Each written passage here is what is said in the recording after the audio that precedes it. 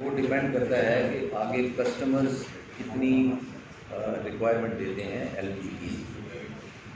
अभी तक जो असेसमेंट है उसके मुताबिक 1 महीने में तकरीबन 4 शिप्स आएंगे, जिसका मतलब ये है कि 4 शिप्स का अगर हम बुक करें तो तकरीबन आप ये कहें कोई 1 लाख टन के करीब जो है ना वो आएगी। आप समझें कि महीने डेढ़ के अंदर इस तरीके से।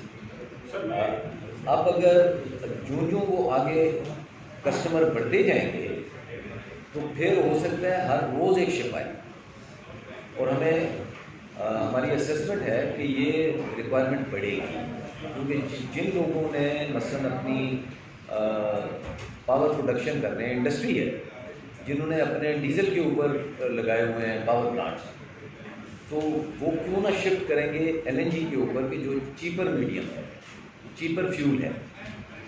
इसी तरीके से जब जो ये चीज़ें आगे बढ़ेंगी तो बहुत से लोग आएंगे और इस फ्यूल से वो फ़ायदा उठाना चाहेंगे। तो फ्यूचर में हमें मेरी अपनी असेसमेंट है कि हमें हो सकता है 3-4 बर्थ्स यहाँ पे क्रिएट करने। उसके लिए भी हमने प्लान बनाया हुआ है कि जो हमारी खाली जगह है, फॉर एग्जांपल SAPTL के साथ हमारा एक बहुत उसमें हम डेवलप कर सकते हैं इसको एट अ लार्जर स्केल, और उस डेवलपमेंट में भी हमें कोई बहुत बड़ा इंफ्रास्ट्रक्चर नहीं चाहिए। अगर हम उसको चीपर मोड में करें तो सिर्फ हम 2 बॉयज़ लगा के फिक्स मूरिंग FM के ऊपर शिप ला के और सिर्फ पाइप लगाने हैं, बाकी बारिश जो इनकी अवेलेबल है जो ट्रांसफ़र करेगी टू दी कंटेनर्स। तो विदाउट मच ऑफ इन्वेस्टमेंट ये जो LNG है ये आगे कस्टमर तक पहुंच सकती है। चेयरमैन साहब, मैं इससे मुझे पूछना चाहूँगा, ये आपको पूछिए कि इस सारे प्रोसेस में आपको कितनी मुश्किलात का सामना करना पड़ा।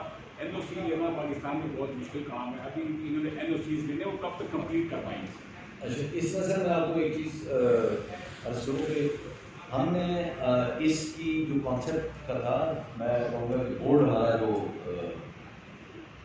बोर्ड ऑफ ट्रस्टीज है उनसे हमने इन प्रिंसिपल अप्रूवल लिया था, उनको हमने पूरा कॉन्सेप्ट बताया, बोर्ड पूरा ऑन बोर्ड है इसमें। जो बाकी जितनी उसकी रिक्वायरमेंट्स हैं NOC की वो तकरीबन 6 महीने से ही प्रोसेस, लेकिन उससे भी पहले एक जो QRA की मैंने बात की थी, क्वालिटेटिव असेसमेंट जो रिस्क असेसमेंट, वो उसमें टाइम लगता है। उस टाइम को यूज़ करते हुए LNG ने अपनी जितनी NOC है वो सारी अप्लाई कर दी है, और वो काफ़ी आगे ये जो ministry of energy and petroleum की जो मीटिंग्स होती हैं उसके अंदर ये डिस्कस हो चुका है।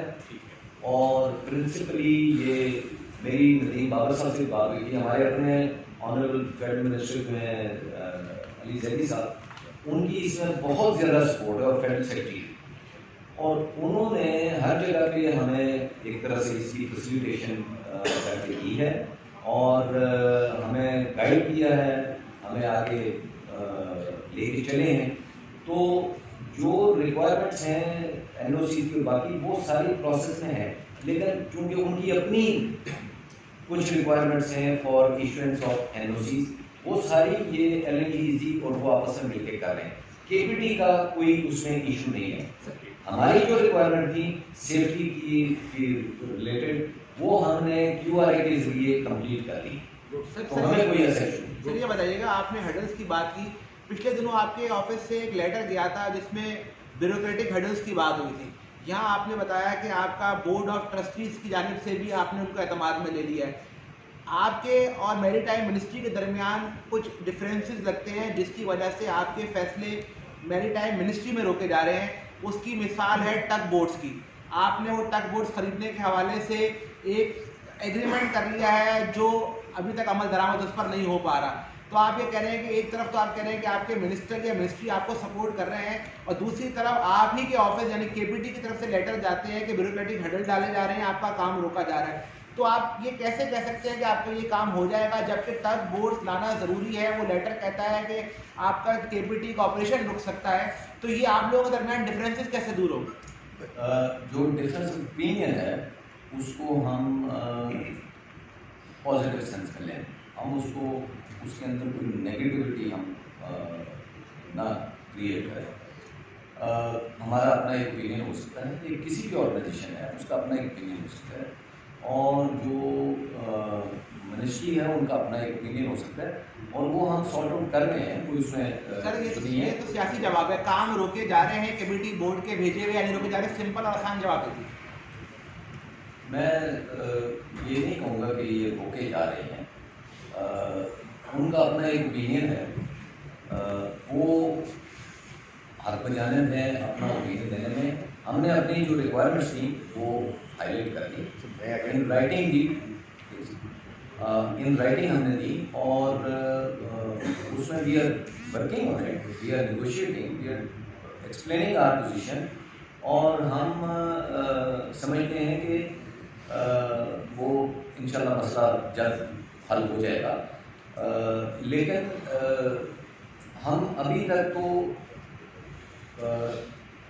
एक वो कहें इन सारे जो टैक्स वाला इशू है उसको हम मैनेज करने की कोशिश कर रहे हैं और कर रहे हैं।